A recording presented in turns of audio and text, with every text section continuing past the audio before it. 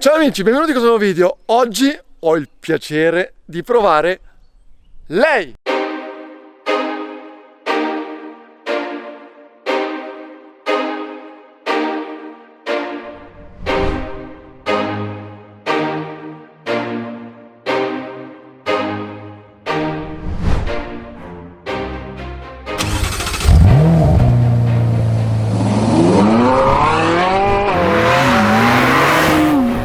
È proprio lei, la nuovissima Ferrari F8 Tributo, l'erede della 488 GTB. E monta un motore V8 3009 biturbo con 720 cavalli, ben 50 cavalli in più della 488 GTB. Accelerando da 0 a 100 in 2 secondi e 9 e 7 secondi e 8 per raggiungere i 200 km/h e una velocità massima di 340 km/h ed è lunga 4,6 metri per quasi 2 metri di larghezza e monta dei cerchi da 20 e come tutte le Ferrari ormai esce di serie con i freni carboceramici. Devo ammettere che ha un design molto accattivante e io personalmente la preferisco un po', forse anche molto, rispetto alla 488. Voi che dite? E ha un lunotto posteriore modellato in Lexan per ricordare la stupenda Ferrari F40. 1435 kg a secco,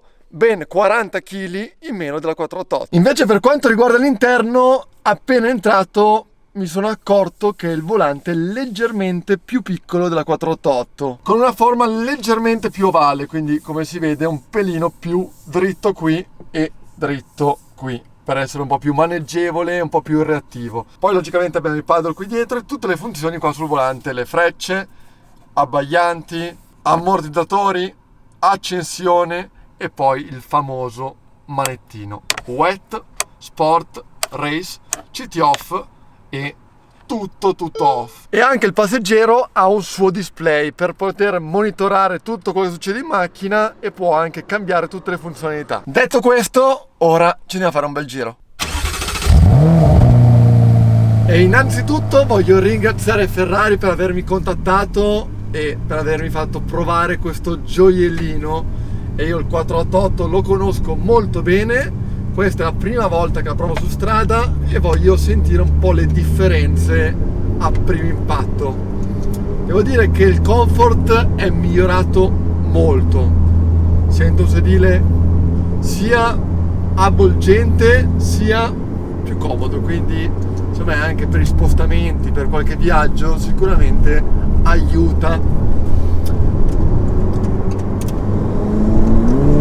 Sentiamo subito la risposta del motore, molto fluido, così a primo impatto, quella fluidità che ti permette anche di modulare il più possibile l'acceleratore. Adesso siamo qua in un bellissimo passo in montagna e sono in modalità sport in questo momento qua. Andremo anche a usare Race e CT Off dopo, forse, per vedere come si comporta la macchina.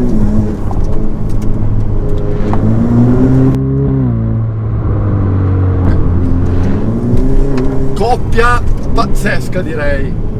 Risposta acceleratore immediato, zero turbo lag. La macchina va e anche forte. Quello che mi ha sempre colpito del 488 è che è una macchina semplicissima da guidare, che aiuta molto il pilota, il possessore, anche in una guida più sportiva, quindi ti permette anche, tra virgolette, di sbagliare qualcosina e lei interviene sempre. E questo dovrebbe essere migliorato sempre di più nella F8 Tributo. Andiamo a mettere subito modalità Race e godiamoci qualche curva insieme.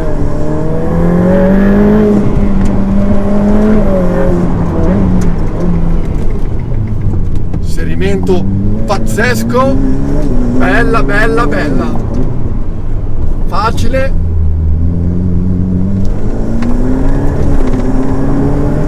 pur avendo 720 cavalli, ragazzi, sono davvero tanti. Bella. Come dicevo prima, non si è smentita rispetto al 488, molto semplice a guidare ed efficace pure. Mettiamo SC off, così la macchina dovrebbe diventare un pelino più impegnativa, quindi non ve lo consiglio per la strada. In questo momento qua abbiamo una strada chiusa al traffico, quindi possiamo permetterci qualcosa di più. Sicuramente diventa molto più impegnativa e un po' meno prevedibile, però in caso di guida non con troppi errori non dovrebbe essere così pericolosa. La macchina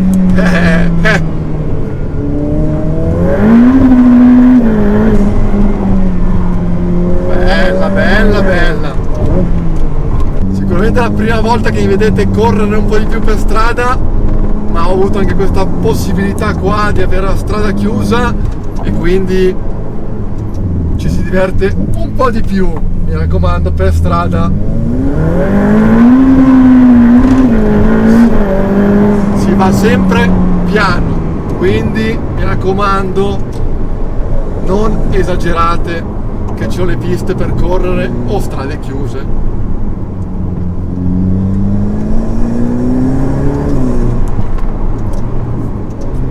Sterzo incredibile, molto diretto in tutte le curve, ti dà quella direzionalità immediata. E devo dire la verità che di macchine ne ho provate tante, ma con questo inserimento sia nel lento sia nel veloce devo dire che il confronto è veramente duro.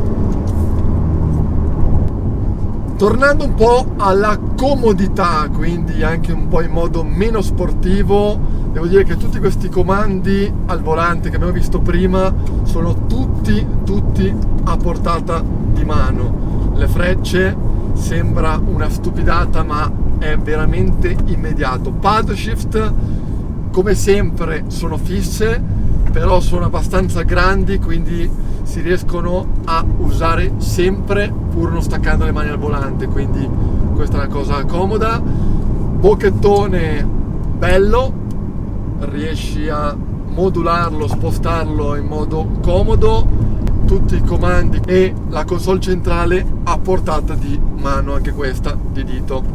Visibilità esterna buona, mi aspettavo peggio, ma riesci tranquillamente a vedere sia lateralmente sia posteriormente, pur avendo il lunotto posteriore in Lexan e ricordando sempre la mia preferita F40. Chissà se un giorno la potrò provare. Grande macchina. Sound è diverso, posso dire questo. Manca sicuramente a tanti di voi, manca motore aspirato, però rispetto alle passate, quindi al 488, a me non dispiace sinceramente. A voi?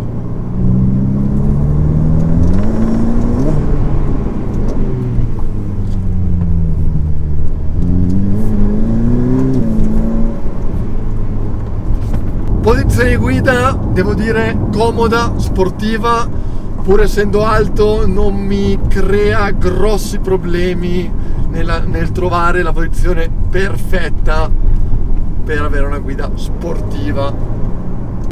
Sarei davvero curioso di provarla in pista, perché dicono tutti che sia una cosa spettacolare e molto efficace, quindi dicono, però fino a che non la provo non posso dirvelo con certezza sinceramente. Qua per strada mi ha stupito positivamente, però ripeto, per strada si deve andare piano e lo so che tanti di voi vorreste vederla nel time to push, logicamente vedremo se ci riusciremo oppure no a portarla.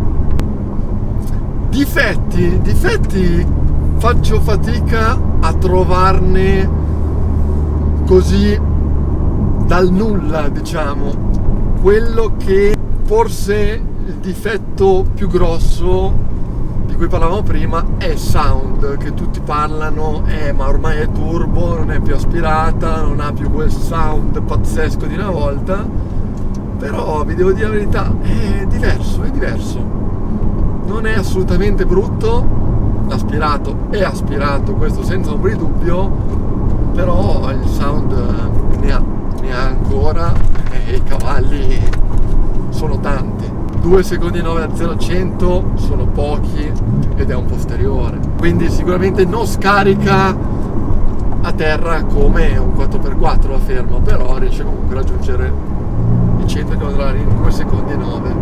Adesso direi che un giretto l'abbiamo fatto e tornerei verso la Ferrari a Maranello, così nel frattempo provo a notare gli altri dettagli e provo anche a percepire qual è il consumo vero, anche se dovrei averle in mano un po' più di tempo per vedere il vero consumo.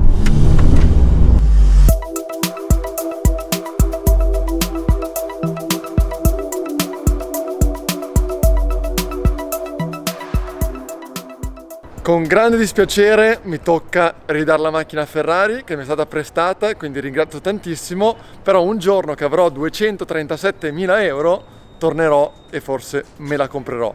Ricordatevi di seguirmi su Instagram Federico_Leo88 e di attivare la campanella qui sotto. Ci vediamo al prossimo video, ciao!